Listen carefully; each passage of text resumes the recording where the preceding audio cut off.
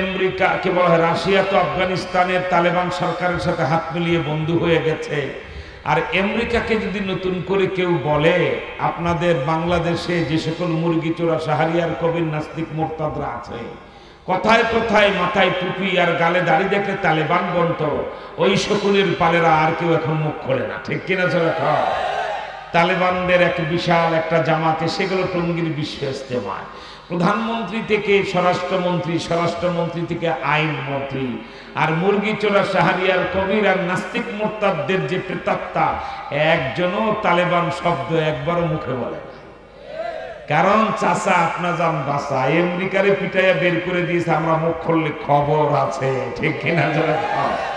তাই ওরা শক্তের ভক্ত নরমের জম, যেমন কুকুর তেমন মুগুর লাগে, কি বলেন ঠিক না? যদি কেউ এখন তালেবান কি বলে আমেরিকাকে বলে, তালেবানদের মতিগতি ভালো দেখা যায় না। ইরানের সাথে যদি বর্ডার চুক্তি হয়ে যায় আর 3 লক্ষ তালেবান সৈন্য যদি জর্ডানের বর্ডারটা লাথি দিয়ে ভেঙে ফিলিস্তিনে মোতায়েন হয়ে যায়, তাহলে ইহুদির বাচ্চারা তারা সূর্য উঠতে দেখবে, ওই দিন সূর্য ডুবতে আর দেখবে না, তার আগেই খতম, ঠিক কিনা জোরে বলে?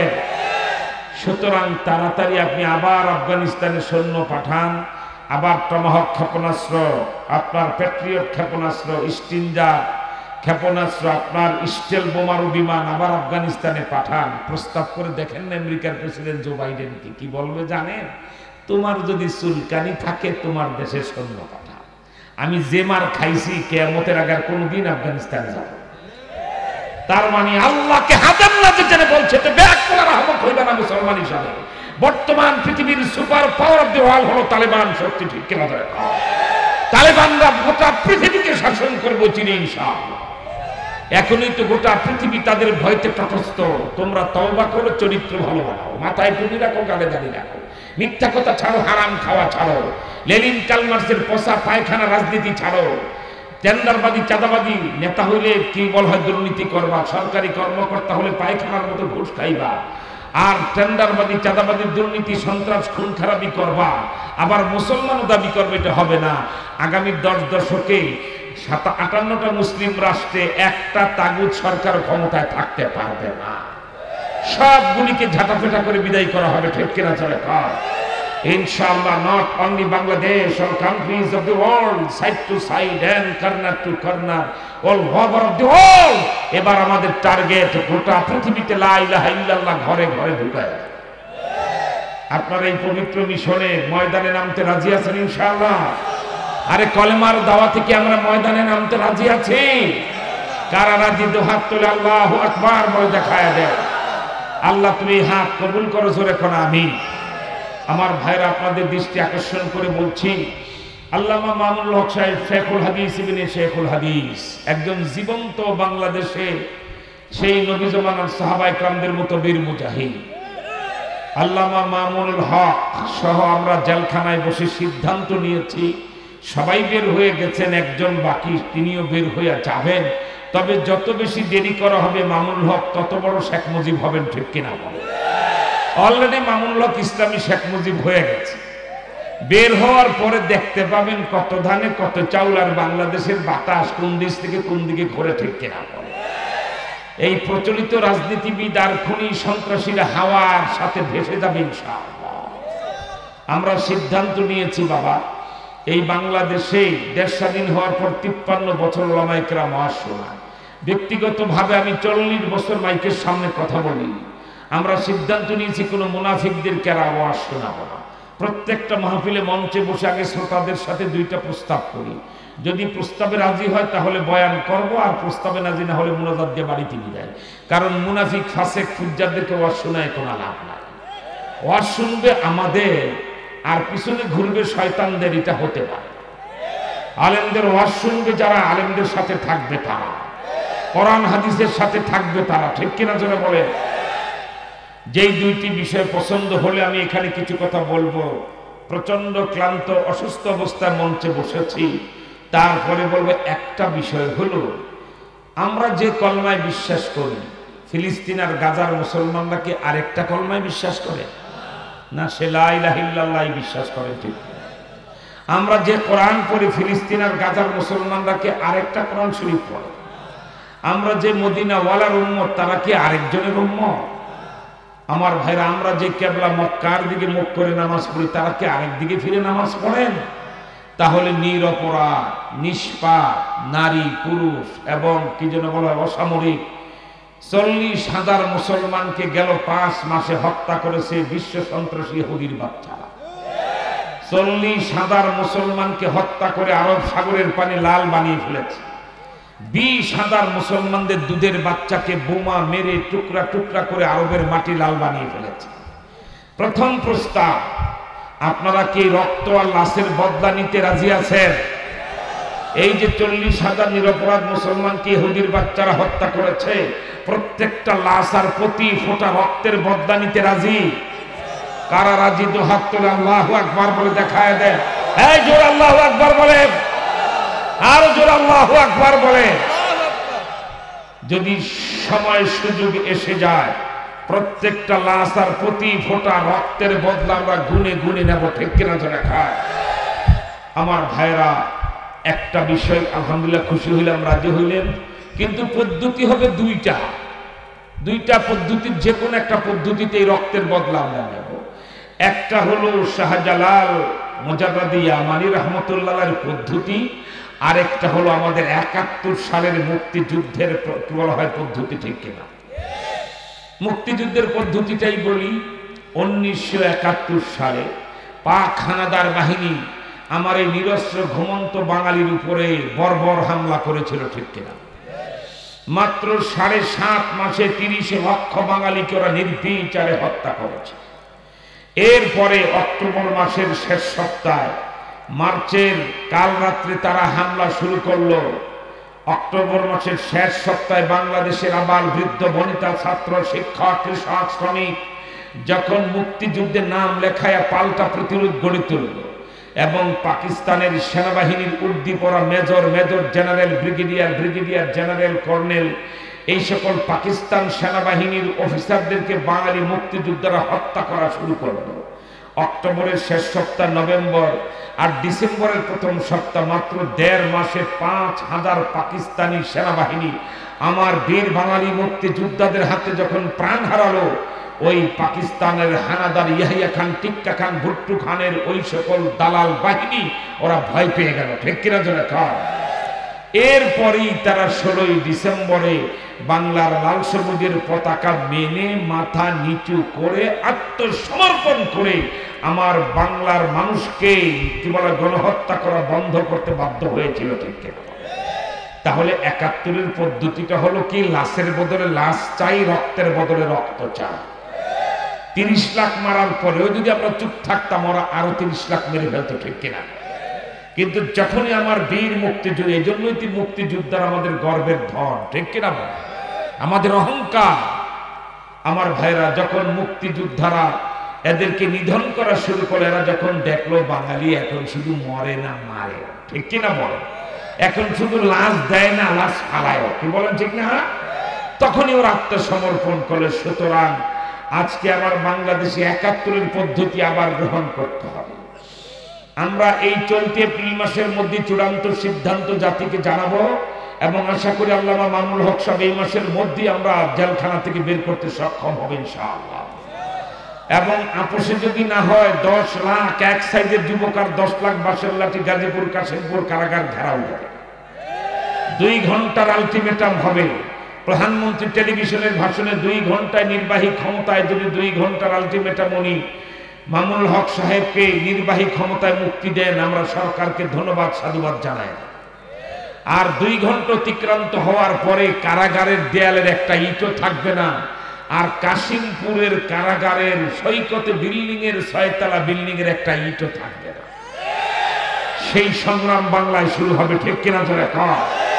ডাক আসলে বাঁশের লাঠি সহ কারা কারা হাজির হবেন? হাত তুলে আল্লাহু আকবার বলে দেখায় দেন।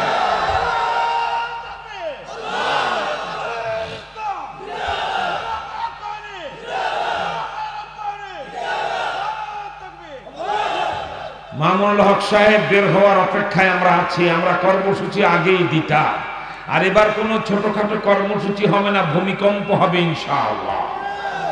কারণ এখন আমাদের মন আকাশ পর্যন্ত চাঙ্গা। তালেবানরা রাষ্ট্র ক্ষমতায় যাওয়ার পরে আর তাদের উপর আল্লাহর যে নিয়ামত শুরু হয়েছে এটা দেখে গোটা পৃথিবীর মুসলমানরা এখন পাগল। বাংলাদেশে এখন সরকারি কর্মকর্তারা আমাদেরকে বলে তালেবান স্টাইলে আপনাদের দেশে সরকার তৈরি করেন। সুবহানাল্লাহ। কারণ সরকারের পুলিশ বিজিবি আর সেনাবাহিনী আর আমলারা বুঝতে পেরেছে তালেবান স্টাইল ছাড়া মুসলমানের দেশ চলতে পারে না। আর ইসলাম দিয়া দেশ চললে আল্লাহর কি দয়া হয় তা দেখা শুরু হয়ে গেছে তালেবান কি বলে আফগানিস্তানে, ঠিক কিনা? মাত্র 2 বছর তারা ক্ষমতায় এসছে। যেই ডালিম গাছে ডালিম হতো 3 মণ, এবার হয়েছে 30 মণ। তাদের ডালিমের জুস ইউরোপ আমেরিকায় ঢুকে গেছে, কোকাকোলা আর পেপসি মার খাইতে শুরু করেছে। ইহুদিদের পণ্য মানুষ বর্জন করা শুরু করে দিয়েছে। আলহামদুলিল্লাহ বলে। বাংলাদেশ সরকার বেকুল হয়ে গেছে 2 কাজের জন্য। এক, আগামী 3 মাসের মধ্যে ঢাকায় কি বলা হয় আফগানিস্তানের দূতাবাস হবে ইনশাআল্লাহ।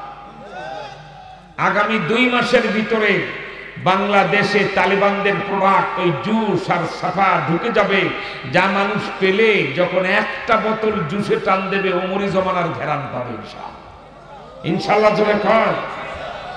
এমন এরপরে তারা লিথুনিয়াম পেয়েছে, তারা তামার খনি, তেলের খনি। অল্প কয়েকদিনের ভিতরে আমেরিকার ডলার তাদের টাকার কাছে হার মানতে শুরু করেছে। এটাই তো আল্লাহ পাকের বিধান। তার বিধান দিয়ে যদি কোনো রাষ্ট্র চলে ওই রাষ্ট্রের জিম্মাদারি আল্লাহ নিজে নেয়। সেটা আমরা চোখের সামনে দেখতে পাচ্ছি। তালেবানরা 2 বছর আগে যখন ক্ষমতায় আসে, বাংলাদেশের প্রথম আলো, বাংলাদেশের জনকণ্ঠ মানে জাহান্নামের কণ্ঠ, বাংলাদেশের এটিএন টেলিভিশন, বাংলাদেশের এই টিভি সেই টিভি, এই মিডিয়া সেই মিডিয়া, এরপরে বিশ্ব মিডিয়া বলছে এই যে তালেবান গেল, এই যে আফগানিস্তান গেল, এই যে ফকির হয়ে গেল, এই যে দেউলিয়া হয়ে গেল, এই যে শেষ হয়ে গেল। আর এখনো কোনো চোর আর গুন্ডা কথা বলে না। এখন দেখে আমরা বললাম গেল, আর তারা যে গোটা দুনিয়াকে মাফ করে দিতেছে, রাস্তাঘাট উন্নয়ন, এক বিরাট রকমের ব্যাপার, ঠিক কিনা? আমার ভাইরা, কেউ যদি আল্লাহর হুকুমে রাষ্ট্র শাসন করে তার রাষ্ট্রের জিম্মাদারি আল্লাহ নিয়ে আনে। আমরা কি সেই মুসলমান না? 4 খলিফা রাষ্ট্র শাসন করলেন 30 বছর, এমন ইসলামী ইমারত হলো। 5ম খলিফা ওমর ইবনে আব্দুল আজিজ ক্ষমতা আসার পরে আর যাকাত খাওয়ার মতো মুসলমান খুঁজে পাওয়া যায়। আল্লাহু আকবার। আর বাংলাদেশে যাকাতের জন্য মানুষ যায় কাপড় আনতে, মানুষ মরে পদদলিত হয়ে, ঠিক কিনা? আর ইসলাম দিয়ে রাষ্ট্র শাসন করার বরকত হযরত ওমর ইবনে আব্দুল আজিজ রাদিয়াল্লাহু তাআলা আনহুর জামানার ঘটনা। উনি রাষ্ট্র ক্ষমতা, প্রথম দিন জাতির উদ্দেশ্যে ভাষণ দিলেন, এক হাতে কোরআন আর এক হাতে তরবারি। কোরআন শরীফ হাতে নিয়ে বললেন, আমি আমার দেশ আল্লাহর এই কোরআন দিয়ে চালাবো।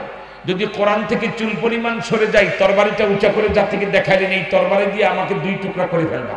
আল্লাহু আকবার। আল্লাহ এত খুশি হইলেন, এমন বরকত শুরু হলো, যেই জমিনে কোনো ফসল হতো 10 মণ, সেটাই পরের বছর হয়ে গেল 50 মণ। যেই বাগানে খেজুর হয় 10 টন, সেখানে হয়ে গেল 100 টন। 3 বছরের ব্যবধানে দেখা গেল যাকাত খেতে পারে এমন কোন মুসলমান আরব জাহানে খুঁজে পাওয়া যায়। 22টা রাষ্ট্র আরব বিশ্বের, সুদূর ফোরাত নদীর তীরে, আফ্রিকা থেকে শুরু করে আপনার কি বলা হয় নীল নদের তীর মিশর, লোহিত সাগরের তীর থেকে সুদূর সেই কোথায় বলা হয় জর্ডান, তারপর আপনার সিরিয়া, কোন জায়গায় যাকাত খেতে পারে এমন লোক পাওয়া যায়।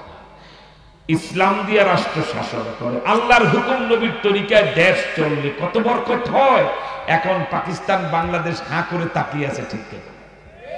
আমাদের দেশে 53 বছরের শাসনে অনেক কিছু পেলাম, পদ্মা সেতু পেলাম, সেটা পেলাম, এটা পেলাম, কিন্তু মনে কিছু বুঝেন কি, 1.5 লক্ষ টাকা করে প্রত্যেকটা লোকের মাথায় ঋণ চাচ্ছে। আজকে যে বাচ্চাটা জন্ম নেবে 1.5 লাখ টাকাকে ঋণ পরিশোধ করার ওয়াদা করে জন্ম নিতে হবে বাংলাদেশ। এটাতে ভুটানের কি আছে? হাওলাত করা টাকা দিয়ে এটা বানাও, সেটা বানাও, পারলে উপার্জন করে উন্নয়ন করে নিজের দেশের টাকা দিয়ে, নিজের উন্নতির লাভের টাকা দিয়ে বানায় দেখা, ঠিক কিনা জোরে বলে? আমার ভাইরা, কত বিপদে আমরা। অথচ ওমর ইবনে আব্দুল আজিজের জমানায় যাকাত দেওয়ার জন্য 3000 দিনার, বাংলাদেশে এখন 3000 দিনার 30,000 কোটি টাকার চেয়ে বেশি দাম। 1 দিনার 1 ভরি স্বর্ণ, 1 ভরি স্বর্ণের দাম বাংলাদেশে এখন 1 লাখ টাকার বেশি, ঠিক কিনা? 3000 দিনার জাকাতের স্বর্ণ মুদ্রা নিয়ে আল্লাহর এক বান্দা বের হয়েছেন। ধরেন আপনাদের এই বসিউরা বাড়ি, চলতে চলতে আপনার ওই যে কি বলা হয় ব্রাহ্মণবাড়িয়া বিশ্ব রোডে গেলেন, কাউকে জাকাত খেতে পারে এমন লোক পান। ভৈরব ব্রিজ পার হয়ে ওপারে গেলেন, নাই। নরসিংদীর দিকে চলতে শুরু করলেন, নাই। মাধবদী পার হয়ে গেলেন, কাউকে পাওয়া যায় না। এরপরে গেলেন যাত্রাবাড়ি পর্যন্ত, পাওয়া যায় না। গুলিস্তান যায়া বেকুল হয়ে গেছেন যে কোনো মানুষ তো জাকাতে 3 দিন ধরে ঘুরতেছেন, জাকাত নেয় এমন কোন লোক খুঁজে পাওয়া যায়। 3 দিনের ক্লান্ততায় একটা বট বৃক্ষের নিচে তিনি একটু ক্লান্ত হয়ে বসে গেছেন, হঠাৎ ঘুম এসে গেছে চোখে।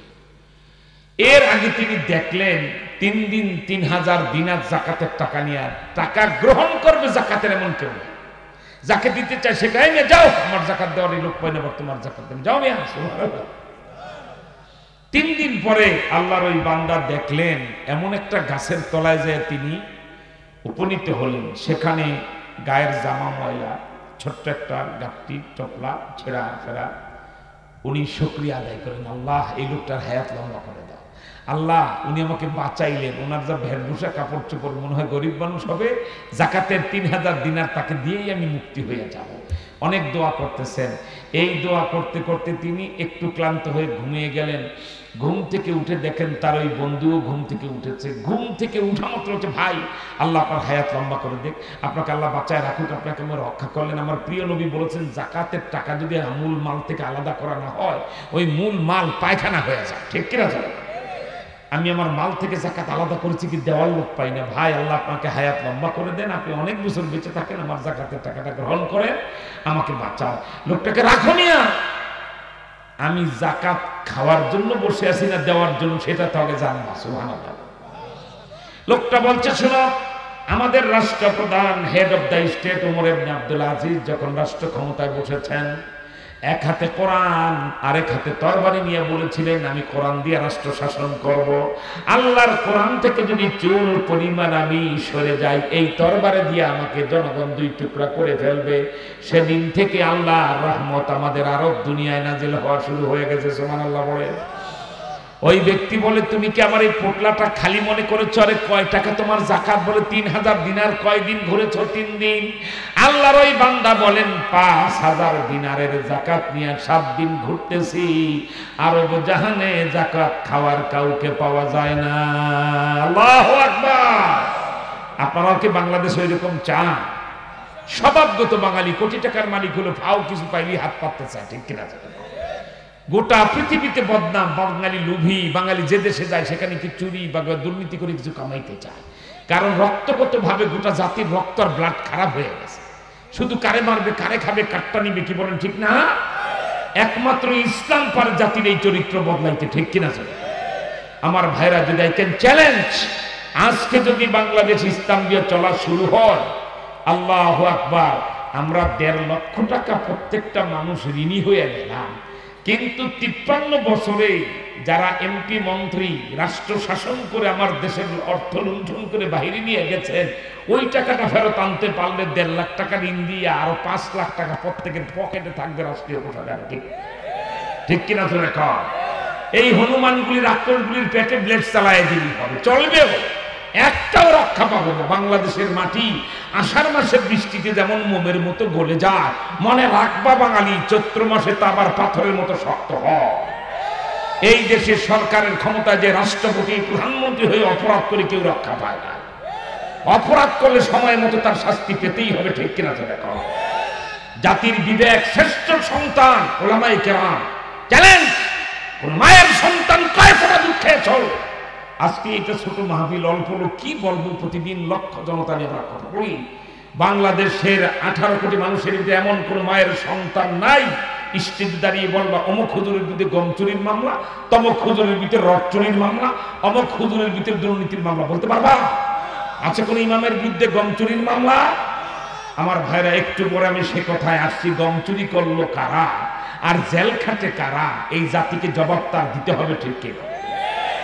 একমাত্র বিশ্ব সন্ত্রাসী, ওয়ার্ল্ড টেরর, বিশ্বের খুনি, গুজরাটের কসাই, দিল্লির ফেরাউন, ওই বেয়াদবের বাচ্চা, জন্মগতভাবে পারিবারিকভাবে বিশ্ব শয়তান আর সন্ন্যাসী আর বেহায়া। মোদিকে খুশি করার জন্য আলেমদেরকে শুধু গ্রেফতার করা হয়েছিল, ঠিক কিনা? আজকে স্বরাষ্ট্রমন্ত্রী আমাদের সাথে বৈঠকে বললে চোখটা পুরোপুরি খোলেন না, লজ্জা নিচে রাখেন। কামাল ভাই তাকান, কি তাকাবো, কি মুখ দেখাবো আপনাদেরকে, যে কেন আমরা জেলে রাখলাম, কেন গ্রেফতার করলাম আমরাই বুঝি। মামুন সাহেবের ব্যাপারে শেখ বললেন যে প্রাইম মিনিস্টারের গ্রিন সিগন্যাল, প্রধানমন্ত্রী এটা চান না আলেমরা জেলখানায় থাকুক। বুঝেন তো হুজুর, আমরা তো এক জায়গায় ধরা আছি, তাদেরকে তো একটু খুশি করতে হোক। মালাউন মুদিকে খুশি করতে যারা শেখুল হাদিস ইবনে শেখুল হাদিস আলেমদেরকে জেলখানায় রেখেছেন, জানো আমার পাশের রুমে মামুন হক থাকতেন কাশিমপুর গায়ে। মাগরিবের আওয়াবিনী আর তাহাজ্জুদের আল্লাহু আকবার নামাজে দাঁড়ায়া ৮-১০ পারা কোরআন শরীফ প্রতি রাতে তেলাওয়াত করে। ৪,০০০ খতম কোরআন শরীফ আমরা ৫টা ঘাড়াঘাড়ে বাংলাদেশে ১২৩৪ জন ওলামায়ে কেরাম পড়েছে, এবং ৩-৪ হাজারের বেশি নফল প্রত্যেক বৃহস্পতিবার সোমবারে ওলামায়ে কেরাম জেলখানায় নফল রোজা রাখতেন। আমি আল্লাহকে হাদের নাদের জেনে বলছি, পরমাণু বোমার মোকাবেলা করতে পারবা, কিন্তু তাহাজ্জুদের সেজদার মোকাবেলা করতে পারবা না। পরমাণু বোমার মোকাবেলা করতে পারবা, কোরআন তেলাওয়াতের মোকাবেলা করতে পারবা না। এই শাস্তি তোমাকে ভোগ করতেই হবে, ঠিক কিনা তো রাখা, কি বলেন ঠিক না? অচিরেই দেখবেন শাস্তি ভোগ করতে হবে ইনশাআল্লাহ। আল্লাহ ছাড় দেন, ছেড়ে দেন। ফেরাউনকে কত সুযোগ দিয়েছেন, যেদিন ধরলেন ইন্না বাদশা রাব্বিকা লাশাদীদ, তার ধরা বড় শক্ত ধরা, ঠিক কিনা জোরে বলেন। এমন ভাবে ধরেন ঝাড়ে বংশে নির্মূল করে দেন, বংশে বাতি দেওয়ার কাউকে রাখেন। তার নাম কি বলেন? আল্লাহ। তার নাম কি? গলা ফাটায় বলেন তার নাম কি? সব ক্ষমতার মালিক কে? ক্ষমতা দেয় কে? আওয়াজ পছন্দ হয় না, আপনাদের সামনে আওয়াজ করা যায়। ক্ষমতা দেয় কে? যতবার গলা ফাটায় আল্লাহ বলবেন, ততবার সগীরা গুনাহ মাফ হয়ে যায়। এই বলদ বোকা বাঙালি, জানো আল্লাহ নামের কত মজা আর কত বরকত? আমি প্রশ্ন করি, আর তুমি যা আল্লাহ বলো, আহা, তরিকতের লাইনে একটু কিতাব খুলে দেখো না, এই জমিনে বসে আল্লাহর কোন বান্দা যখন আল্লাহ, কত মজার নাম, কত মজার ঢাক। আসমান থেকে ডেকে বলে, এই ফেরেশতারা, ওই বসিররা মসজিদের সামনে, মাদ্রাসার সামনে, হঠাৎ করে এতগুলি মানুষ আমার আল্লাহ বলে চিৎকার দিল কেন? ফেরেশতারা কয়, আল্লাহ আপনার বান্দারা আপনাকে মহব্বত করে, সেই জন্য আল্লাহ বলে মুখ হা করেছে। যাও, আমাকে আল্লাহ বলে না দেখে যারা এত হা করে আল্লাহ বলে চিৎকার করে ডাক দিয়েছে, ওদের এই খালি মুখ ফেরত দিতে আমার লজ্জা হয়। ওদের এই খালি মুখ আমার মারিফাতের নূর দিয়া ভরে দাও। এবার বলেন, ক্ষমতা দেয় কে? এই ক্ষমতা নেয় কে? ক্ষমতার একচ্ছত্র মালিক কে? না প্রধানমন্ত্রী, রাষ্ট্রপতি, Abraham Lincoln, Lenin, Karl Marx, nationalism, communism, socialism? আন্নাল কুওয়াতা লিল্লাহি জামিআ। একচ্ছত্র ক্ষমতার মালিক আমার আল্লাহ। যাকে খুশি হয় দেন, পছন্দ না হলে কানটা ধরে নামায় দেন, ঠিক কেন? এই বাংলাদেশেও তো কত দাপুটের নেতা দেখলাম। হায় রে এরশাদ সাহেব, কি দেখতাম আমাদের ছাত্র জীবনে এরশাদের দাপটে। আজকে যেই দুই মহিলার রাজনীতিতে বাংলাদেশে জ্বর আর কাপে বাঙালি, খালেদা জিয়া, শেখ হাসিনা, দুজনেই মাঝে মাঝে একসাথে আটকাইতো এরশাদ, ঠিক কিনা? মাঝে মাঝে আটকাইতো। একবার এরশাদের সাথে একটা বৈঠক হলো আমাদের খতমে নবুয়তে। তো এরশাদ সাহেব তো এমনি কিন্তু খুব মিশুক মানুষ, কবি মানুষ এবং খোলা মনে মানুষ। তো এরশাদ সাহেব বলছে যে, শুনেন, আমি যখন রাষ্ট্র ক্ষমতায়, শেখ হাসিনা, খালেদা জিয়া তখন তরুণী যুবতী, ঠিক কিনা? তো এরা আমার বিরুদ্ধে আন্দোলন করে। তো ওই আপনার কুয়েত আর আরব আমিরাতের বাদশা নাহিয়ান শেখ কেবল এরশাদের ঘনিষ্ঠ বন্ধু। তো সে একদিন বলে, এই তুমি বোকা নাকি? তোমার দেশে তোমার বিরুদ্ধে দুইটা মহিলা আন্দোলন করে, তুমি কি করবো? কি করবো? আমার গণতান্ত্রিক দেশ, আন্দোলন তো হবেই। ইসলাম ধর্মের 4টা বউ রাখা যায়।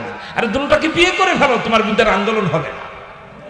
আমাদের হেসে হেসে করে, হুজুর কি ভুলটা যে হয়েছে, ওই সময় তারাও ফিটফাট ছিলেন আর আমিও প্রস্তুত ছিলাম। কি যে ভুল করছি, চাইলেই পারতাম, ঠিক কিনা? তো ওই কাজটা করলেই হয়ে যেত, আমার বিরুদ্ধে কোনো আন্দোলন থাকতো না। আমার ভাইরা এত দাপট, শেখ হাসিনা, খালেদা জিয়ারে মাঝে মাঝেই গৃহবন্দী করে ফেলতো এরশাদ। তারপরে বাবারে বাবা, 8 বছরের সেনাপ্রধান, 9 বছরের রাষ্ট্রপ্রধান, এরশাদ কাকে বলে, ঠিক কিনা? কিন্তু মৃত্যুর সময় কি সেই ক্ষমতাটা হাতে নিয়ে মরতে পেরেছে? ক্ষমতা ছাড়ার পরে এরশাদের অবস্থাটা কি দেখলাম আমরা? 9 বছরের রাজা, 10 বছরের সাজা, আরো 5.5 বছর কাজা। তার নাম এরশাদ চাচা। শেষ 20টা বছর দেখলাম হাসিনা খালেদা পালা করে ক্ষমতায় যায়, একটা ছাগলের 3টা বাচ্চা থাকলে 2 বোটার দুধ খায়, আর একটা মাঝখান্দা গুটায়। দেখেন না এবার? তাই কথা বলেন না কেন? বসে একটা ছাগলের 3টা বাচ্চা থাকলে কয়টা বাচ্চা? 2 বোটা দিয়ে দুধ খায়, আর একটা দুধের চান্স না পায় মাঝখান্দা গুটা। ঠিক কিনা? তা আমরা দেখলাম যে 96 থেকে শুরু করে 90-এর দশক থেকে শুরু করে যখন এরশাদ ক্ষমতা ছেড়ে দিলেন, শেখ হাসিনা খালেদা জিয়া 2বার ক্ষমতায় গেল, শেখ হাসিনা 3বার গেলেন। ঠিক কিনা? তাই 2 মহিলা পলা করে ক্ষমতায় যায়, আর এরশাদ ছাগলের 3 নম্বর বাচ্চার মতো মাঝখান্দা গুতায়, আর আমি কার খালু, আমি কার খালু, আমি কার খালু। শেষ পর্যন্ত মৃত্যুর সময় বউর কাছে পর্যন্ত আত্মসমর্পণ করে। উনি কয় একদিকে, বউ কয় নামিয়ে দিই। মানে ক্ষমতার কিচ্ছু তার হাতে ছিল না। এই ক্ষমতাটা কার? এই ক্ষমতার মালিক কে? এরশাদ থেকে যদি কেউ উপদেশ গ্রহণ না করে, তার মতো মূর্খ কেউ হতে পারে? এমন তারপর কিসের আইন টাইন বাংলাদেশে? Might is right. এরশাদ যা কইতো এটাই দেশের আইন। ঠিক কিনা?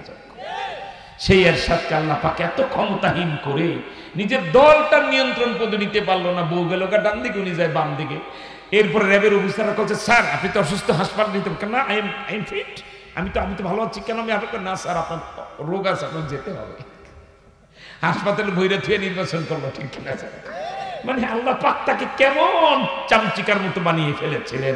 তার নামই আল্লাহ। আল্লাহ পড়েন, আল্লাহ লা ইলাহা ইল্লাহু আল হাইয়ুল কাইয়্যুম। আল্লাহ পাককে এরশাদ খালেদা হাসিনা বঙ্গবন্ধুর মতো ক্ষমতাবান মনে করেন না। তিনি কে? আল্লাহ আমাকে চিনো। আল্লাহ আল হাইয়ুল কাইয়্যুম, চিরস্থায়ী, চিরঞ্জীব, লয় নাই, ক্ষয় নাই, পরিবর্তন নাই, পরিবর্ধন নাই। যেমন ছিলেন তেমন আছেন, তেমনই থাকবেন। তিনি কে? এই গলা ফাটায় বলেন, তিনি কে? তিনি কে? আল্লাহ। আল্লাহু আকবার। এই যে আমরা এখানে আজকে বিকালে একটু ঝড় বৃষ্টির মতো হলো, বৃষ্টি হালকা ঝড় হয়েছে, বাতাস হলো, এখন গাছের পাতা নড়ছে। আমরা দেখি না চোখের আড়ালে, ওই যে কোন একটা আম গাছ বা এই পাশে, এই আম গাছের পাতা নড়ে। আমাদের অজান্তে যদি একটা পাতা অন্ধকারে খস করে পড়ে যায়, আমরা কেউ জানলাম না, দেখলাম না, জেনে ফেললো কে? আরো জোরে কোন কে? ওয়ামা তাসকুতু মিন ওয়ারাকাতিন ইল্লা ইয়ালামুহা। গভীর রাত 12টায় অমাবস্যা রাতের অন্ধকারে তোমার হাতে লাগানো আম গাছ, তুমি গাছটার মালিক। একটা গাছের পাতা রাত 12টায় অমাবস্যা রাতের অন্ধকারে নড়তে নড়তে হঠাৎ করে খস করে গাছ থেকে বিচ্ছিন্ন হয়ে মাটিতে পড়ে যাওয়ার আগে আমার আল্লাহর এলেমে জানা হয়ে যায়। কলিজার টুকরা যুবক বাবারা, বৃদ্ধ বাবা, আমার আল্লাহর ক্ষমতা দেখো।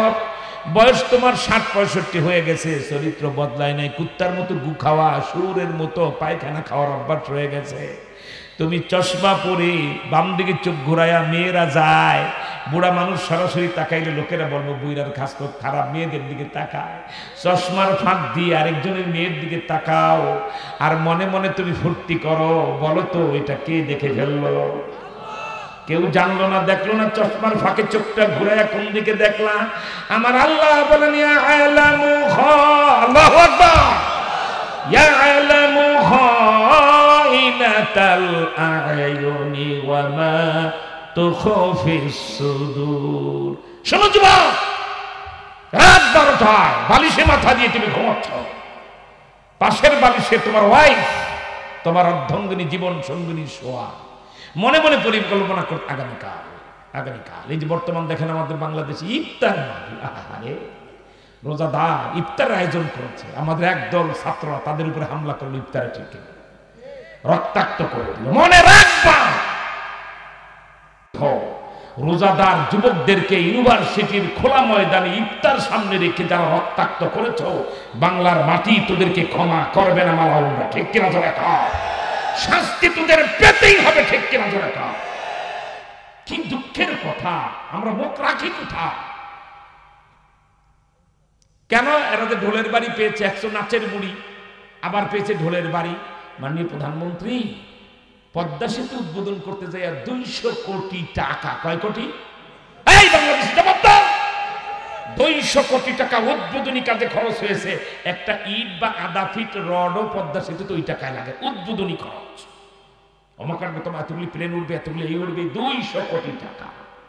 200 কোটি টাকা এক পদ্মা। আর কত সেতু প্রতিদিন উদ্বোধনে, কত আকাম কুকাম, এই ফুল সেই ফুল, ফলনা তলনা, এই গেট সেই গেট। গেট সারা বাংলাদেশে গেট সাজায় যতগুলি কাপড় নষ্ট করেন, এই গেটগুলি না সাজায় যদি টাকা জমায় গরিব দিতেন, বাংলাদেশে গরিব থাকতো। ঠিক কিনা সরকার? 200 কোটি টাকা পদ্মা সেতু উদ্বোধন করতে। উদ্বোধন মানে কি? ফুল দিবেন, কেসি কাটবেন, ফলনা করবেন, বাস পুড়ে যাবে, 2 টাকাও কাজে লাগবে না। 200 কোটি টাকা পদ্মা সেতু উদ্বোধনী অনুষ্ঠানে খরচ হলো। আর মাহে রমজানে কৃচ্ছতা সাধন করি, মহত্ব সাধুগুরি দেখায়।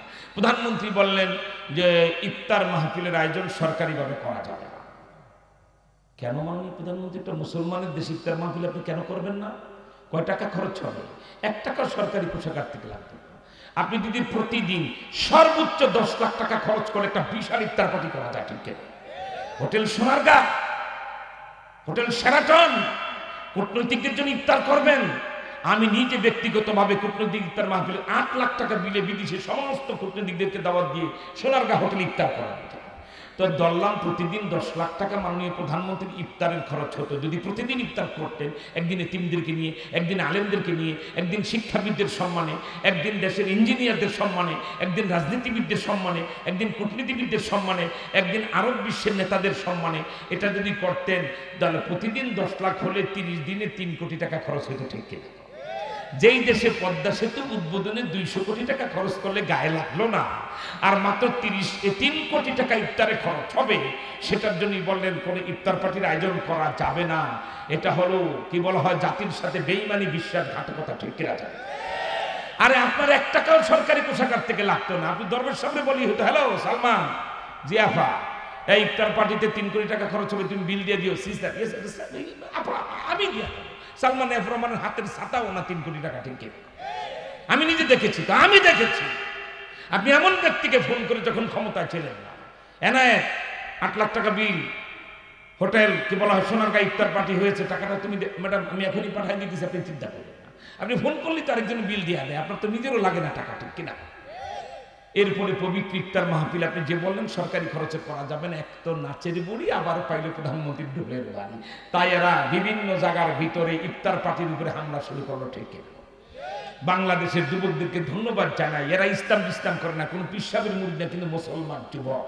এইটা যখন ঢাকা ইউনিভার্সিটির সারা বাংলার কলেজের মাঠে মাঠে ওরা প্রকাশ্যে ওপেন খোলা ময়দান ইফতার পার্টি করা শুরু করলো, ঠিক কিনা?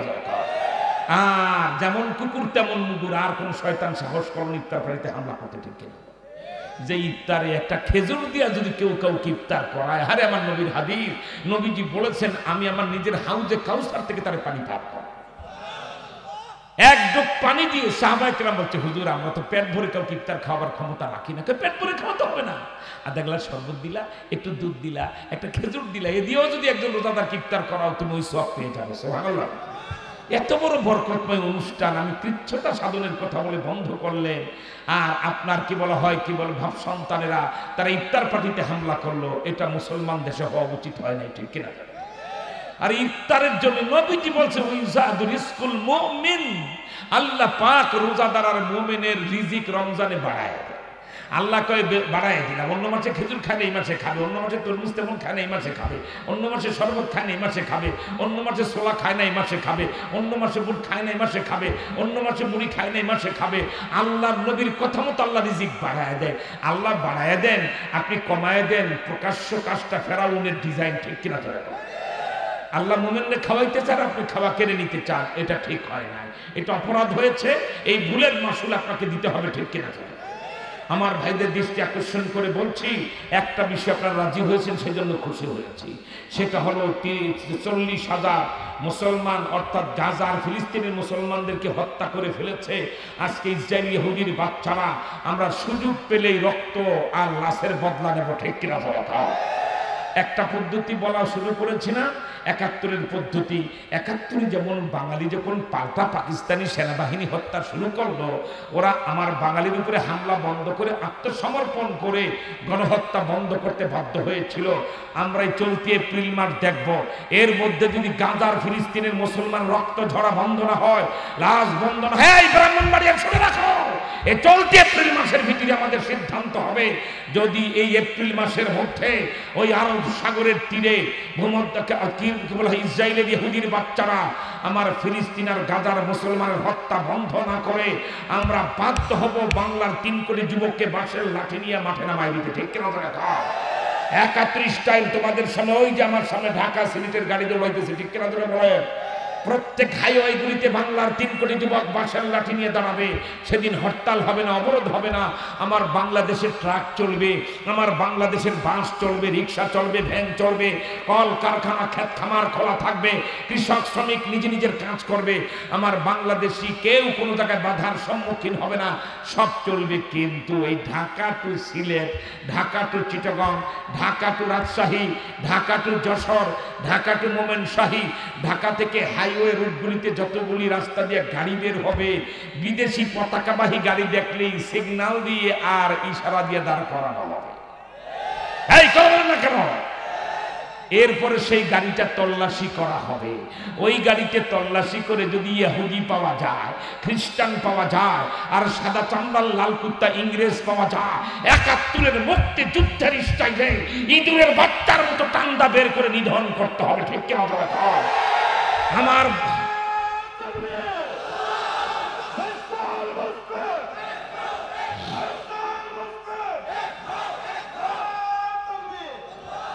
আমি আল্লাহর কসম করে বলছি, 200 ইহুদি খ্রিস্টান আর সাদা চামড়া লাল কুত্তা ইংরেজ যদি রাস্তাঘাটে আমার বাঙালির হাতে লাশ পড়ে, ওই ইহুদির বাচ্চারা ফিলিস্তিন আর গাজায় আমার মুসলমান হত্যা বন্ধ করতে বাধ্য হবে। ঠিক কিনা? তাই এই কর্মসূচি আসলে বাঁশের লাঠি সহ ওই রাজপথের হাইওয়েতে কারা দাঁড়াইতে পারবে? হাত তোলা, আল্লাহু আকবার বলে দেখা, আরো জোরে আল্লাহু আকবার বলে আওয়াজ দিয়ে দেখা। আল্লাহ তুমি কবুল করো, জোরে করে আমি। মনে রাখবা, এই মুসলমান মনে রাখবি বেটা ফতোয়া, যেটা গাজায় কি বলা হয় আপনার, গাজা থেকে হামাস ইহুদি বিশ্ব সন্ত্রাসীদের বিরুদ্ধে জিহাদ শুরু করেছে, তাদের সাপোর্ট করা, আল্লাহর জমিনে আল্লাহর দ্বীন তাম দুনিয়ায় প্রতিষ্ঠা হবে, এই মিশনে সাপোর্ট করা, সহযোগিতা করা ফরজ, বিরোধিতা করা কুফরি, চুপ থাকা মুনাফিক। তুমি মনে মনে ভাববা আই এম জেন্টলম্যান, আমি ভদ্রলোক, চুপচাপ থাকবো, পক্ষ বলবো না, বিক্ষোভ বলবো না, তুমি কাফেরের চেয়ে ঈমান হারা হয়ে কবরে যাবে। তুমি মুনাফিক, চুপ থাকলে মুনাফিক, বিরোধিতা করলে কাফের, আর তাদের সহযোগিতা করা ফরজে আইন। নামাজ পড়া যেমন ফরজ, এই বিশ্ব রাজনীতিতে এখন যে জিহাদের রংকা বেঁচে গেছে, তালেবান থেকে হামাস, হামাস থেকে তালেবান, এরপরে হামাস থেকে আফ্রিকান সভা, গোটা দুনিয়াতে ইন্দোনেশিয়ায় আবু বকর সাহেবের ফোর্স যেভাবে গোটা দুনিয়াতে ইসলামের বিজয় শুরু হয়েছে, এই মিশর একজন মুসলমান হিসাবে তুমি কোন জাতের মুসলমান? তুমি ছাগলের পেট থেকে জন্মাইতা। মুসলমান যখন হয়েছে বলবা আমি মুসলিম, I am Muslim, this is my tradition, আমি মুসলমান, ইসলামের পক্ষে দাঁড়ানোই আমার ঐতিহ্য। ঠিক কিনা? আরে বেটা, মুসলমানের বাচ্চা হয়ে যে ইসলামের পক্ষে দাঁড়াইতে পারে না, তোমার সেটা কুত্তা সুর দুনিয়াতে আসা, তোমার সে একটা ছাগলের বাচ্চা জন্ম নেওয়া ভালো। কিন্তু আমি মুসলিম, আমি ইসলামের পক্ষে, আমি কোরআনের পক্ষে, আমি আল্লাহর পক্ষে, আমি বীর মুজাহিদদের পক্ষে, আমি মামুনুল হক সাহেবদের মতো আলেমদের পক্ষে, আমি ইসলামী হুকুমত আর ইসলামী খেলাফতের পক্ষে। ঠিক কিনা? সুতরাং ফতুয়া বলে দিলাম, পক্ষ নেওয়া ফরজ, বিরোধিতা করা কবিরা গুনাহ, মানে কুফরি, কাফের হয়ে যাইবে। আর যদি জেন্টলম্যান আর ভদ্রলোক ফুটাইতে যায়, তুমি চুপ থাকো, তুমি মুনাফিক হয়ে কবর যাই। মুসলিম শরীফের হাদিস, মাম্মাতা ওয়ালাম ইয়াকফু ওয়ালাম ইউহাদ্দিস বিহি নাফসুহু মাতা আলা শুবাতিন মিন নিফাক। বলদ কি আর গাছে ধরে? এই বসিউরার আম গাছে বলদ ধরে? গোটা পৃথিবীতে ইসলামের জোয়ার শুরু হয়ে গেছে, উনি এখনো ধরি মাছে না, সেই পানি কি হবে, কি হবে, ছাতা হবে। ঠিক কিনা? তুমি কম পরিষ্কার কথা, আমরা গোটা পৃথিবীতে মুসলমান যারা বিশ্বব্যাপী দ্বীন প্রতিষ্ঠার কাজে নেমে গেছে, আমরা তাদের পক্ষে। কি বলেন ঠিক না? এইটা হবে ৭১-এর পদ্ধতি, আমাদের মুক্তিযুদ্ধের পদ্ধতি। পাল্টা আঘাত করতে হবে ওলামায়ে কেরামের নির্দেশ পেলে। ঠিক কিনা? আমি একটা ব্যাপারে ধন্যবাদ জানাই, বাংলাদেশের সংসদ, সরকার, প্রধানমন্ত্রী সবাই ফিলিস্তিনি মুসলমানের পক্ষে ঠিক আছে। এটা আমাদের একটা গুরুত্বপূর্ণ বিষয়। আলহামদুলিল্লাহ বাংলাদেশে একজন সরকারের কর্মকর্তাও কোনো ইহুদিদের পক্ষে নাই। মাননীয় প্রধানমন্ত্রীকে আরেকটু ধন্যবাদ, উনি তো আরেকটু এগিয়ে বলেছেন যে ফিলিস্তিনি মুসলমানদেরকে যেভাবে অকাতরে গণহত্যা করছে, ৭১ আমাদের মুক্তিযুদ্ধের সাথেই তার তুলনা চলে, চমৎকার, ঠিক কিনা? কিন্তু মাননীয় প্রধানমন্ত্রী মুখের জলে চিরা ভিজে না, চিরা ভিজাইতে হলে কি বল টিপে পানি বের করতে হয়। আপনি যে ওআইসির সদস্য, বাংলাদেশ ৫৮টা মুসলিম রাষ্ট্রে, চিন্তা করেন ওআইসি কত বড় শয়তান আর কত বড় মুনাফিক। বর্তমান ৫৮টা মুসলিম রাষ্ট্র পৃথিবীতে কয়টা? ইহুদিদের একটাও। ইহুদির যেটা আছে ইসরায়েল ইহুদিদের রাষ্ট্র, এটা কি ওদের রাষ্ট্র? এত বলদ মূর্খদেরকে আমি কি ওয়াজ শোনাবো? ১ ইঞ্চি জায়গা ওদের না। এই টোটাল ইসরায়েলের ভূমিটা আমার ফিলিস্তিনের মুসলমানের জায়গা, ঠিক কিনা? ওরা উড়ে এসে জুড়ে বসে জায়গা দখল করে রাষ্ট্র বানিয়েছে। এক কথায় রাজনৈতিক ভাষায় বলতে পারেন বাস্টার্ড কান্ট্রি, সামাজিকভাবে বলতে পারেন হারামজাদা রাষ্ট্র ইসরায়েল। আমার মুসলমানের জায়গা দখল করে ওরা রাষ্ট্র বানিয়ে রেখেছে, ঠিক না? আর আমাদের বৈধ ৫৮টা রাষ্ট্রতে আমরা মুসলমানরা, সংখ্যাগরিষ্ঠ মুসলমানরাই দেশ চালায়। ৫৮টা কয়টা? আবার সংখ্যায় আমরা ২০০ কোটি। সংখ্যা আমরা কত কোটি বলেন? এই জলদি এই তথ্যগুলি লিখে ফেলবেন। সংখ্যায় আমরা ২০০ কোটি। কত কোটি? কথা বলতো। আমার কিন্তু একটা অভ্যাস আছে, ১০ লাখ লোক একটা মাহফিলে ৬০ টক করলে ডানে মাথা ঘুরাইলেন, সাথে সাথে বক্তৃতা ছেড়ে দিই। সাবধান, ডানে ভাবে কেউ মাথা ঘুরাবেন না, ৬০ টক করবেন না। আমার একটা খেয়াল, আমি যখন মঞ্চে বসি নিজের বাহাদুরি দিয়ে কথা বলি না, ওই মালিকের কাছে কাঙ্গালের মতো ভিক্ষার হাত পাতি। আল্লাহ যেই কথাগুলিতে এই মাহফিলি মানুষের হেদায়েত হবে, এগুলো দিন বুঝবে, সেই তো কথাগুলি আমার জবাব। তো আদান প্রদানটা যেহেতু উপরের সাথে চলে, জমিনে ডান বাম করলেই খেয়াল নষ্ট হয়ে যায়। আর খেয়ালে আউলিয়া, বে খেয়ালে দেউল, ঠিক কিনা? জন্য খেয়াল করে শুনবেন, দেখবেন আপনার ভিতরে কিছু ঢুকতেছে। আল্লাহর হুকুম ইনশাআল্লাহ। আল্লাহ তুমি কবুল করো, জোরে কোন আমিন। আরো জোরে বলেন আমিন। বলছিলাম আমরা ৫৮টা মুসলিম রাষ্ট্র ওআইসি ভুক্ত, আর আমরা সংখ্যায় ২০০ কোটি। মুসলমান পৃথিবীতে কত কোটি? ২ কোটি। বলেন ২০০ কোটি। আমার মতো বলেন ২০০ কোটি। যারা ভিতরে ঢুকে কথা না, ঠিক কিনা? আর ইহুদিদের সংখ্যা জানেন পৃথিবীতে কত? মাত্র ১,৪০,০০,০০০। মানে সকালবেলা নাস্তায় ভাগ করলেও আমাদের পেট ভরবে না, ঠিক কিনা? আহা, ২০০ কোটি মুসলমান, ৫৮টা মুসলিম রাষ্ট্র, আর ১,৪০,০০,০০০ ইহুদি, মাত্র ৩৫ লাখ বসবাস করে ইসরায়েলে। বাকিগুলি পৃথিবীর বিভিন্ন দেশে যাযাবর বাদ্যদের মতো ঘুরে, ঠিক কিনা? সেই ৩৫-৪০ লাখ ইহুদির কাছে আজকে ২০০ কোটি মুসলমানরা অকাতরে মার খাচ্ছে। একটাই কারণ, আমাদের চরিত্র আর মুসলমানের চরিত্র। আচ্ছা, ইহুদিরা কি করে? নির্বিচারে মুসলমান হত্যা। আর আমাদের ওআইসির প্রধান হলো এখন সৌদি আরব। সৌদি আরবের বাদশার ছেলে মোহাম্মদ বিন সালমান, সে হলো ওআইসির এখন প্রধান। যেহেতু সৌদি আরবের বাদশা বয়োবৃদ্ধ, তিনি যদিও মূল ক্ষমতায়, তার ছেলে প্রধানমন্ত্রী প্রিন্স মোহাম্মদ বিন সালমান। এটা হলো একটা ডিজিটাল ফেরাও। মনে রাখবা, ৫৮টা মুসলিম রাষ্ট্র থাকতে আমরা কেন কার্যকর সিদ্ধান্ত সরকারিভাবে নিতে পারি না? কারণ হলো ৫৮টা মুসলিম রাষ্ট্রে আফগানিস্তানের তালেবানদের রাষ্ট্রপ্রধান মোল্লা আকুন্দজাদা, তাদের প্রধানমন্ত্রী ছাড়া বাংলাদেশ বলো আর পাকিস্তান বলো, ইন্দোনেশিয়া বলো আর মালয়েশিয়া বলো, সৌদি আরবের আব্বাস আব্বা কাব্বাওয়ালা মোহাম্মদ বিন সালমান বলো, আর মিশরের সিসি বলো, এ সব হলো ইয়াজিদের উত্তরসূরি। ওরা ইয়াজিদের স্টাইলে দেশ চালায়, আপন ভাইকে ইমাম হুসাইনকে হত্যা করে, ঠিক কিনা? ধরে কর, কারবালার সাথে কি পার্থক্য? আরে ইয়াজিদ ইমাম হুসাইন আর তাদেরকে হত্যা করেছে, আর ইমাম হুসাইনের যোগ্যত্ব সে আলেমদেরকে তুমি জেল খাটাও। তুমি আর ইয়াজিদ এক কোম্পানির না, বলো কিচ্ছু বুঝে না, ঠিক কিনা? ধরে একই কোম্পানির মাল, কোম্পানি আলাদা না, মেড ইন ইয়াজিদ। আবার কেউ কেউ ফেরাউনের স্টাইলে, সৌদি আরব ফেরাউনের স্টাইলে দেশ চালায়। তাদের জনগণের কোনো অধিকার নেই চুষদ্ধ করার, বাদশারা যা বলে তাই থাপ্পড়দা বাদশাদের দাঁত ফেলায় দেবে। এই মোহাম্মদ বিন সালমানের নেতৃত্বে যুদ্ধ শুরু হওয়ার পরে ইসরায়েলে যখন মুসলমান হত্যা হয়, ৬ বার ওআইসির মিটিং বসেছে, প্রতিবাদ, নিন্দা, নিন্দা। আরে এত মুসলমান মারে নিন্দা, ওই নিন্দায় থুতু মারি না, লাঠি মারে। একদিকে মুসলমানকে হত্যা করে রক্ত দিয়ে হুলি খেলা হচ্ছে, আরেকদিকে নিন্দা। এর চেয়ে বড় বেঈমানি, বিশ্বাসঘাতকতার মির্জাফুলি হতে পারে না। বরঞ্চ ওআইসির সম্মেলনে বৈঠক ডেকে সিদ্ধান্ত নেওয়া উচিত ছিল, এই বাংলাদেশ, এই পাকিস্তান, এই ইন্দোনেশিয়া, এই মালয়েশিয়া, এই মিশর, এই সৌদি আরব, এই কুয়েত, এই কাতার, তার এইরকম রাষ্ট্রগুলিকে বলে প্রত্যেক রাষ্ট্র 1 লক্ষ করে সেনাবাহিনী দিতে হবে।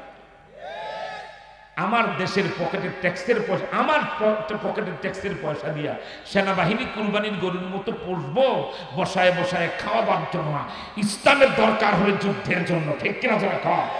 আর বাংলাদেশকে রক্ষার জন্য, যুদ্ধের জন্য দরকার হলে আমার সেনাবাহিনী ব্যবহার করতে। যদি 58টা মুসলিম রাষ্ট্র 1 লাখ করে সেনাবাহিনী দেয়, তাহলে তো 5000 হয় না? চিন্তা করেন, অঙ্ক মিলাইতে পারে না, 5000 হয় না? এই কত লাখ হয় যেরকম বলেন? 58 লক্ষ। কত?